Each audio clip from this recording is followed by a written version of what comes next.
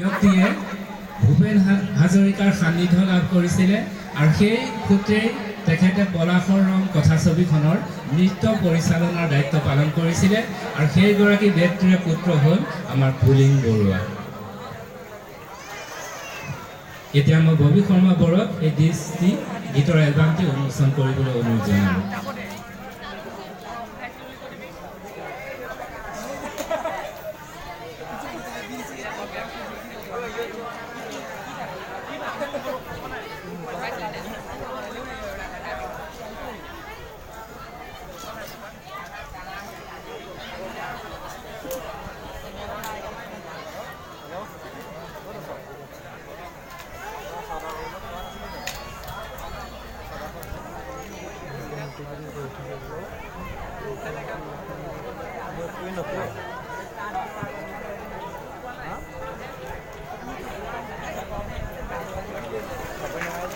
এয়া পুলিন বৰুৱাৰ গীতৰ এলবাম আমি আনুষ্ঠানিকভাৱে ববি শৰ্মাৰ হাতেৰে উন্মোচন কৰিলোঁ।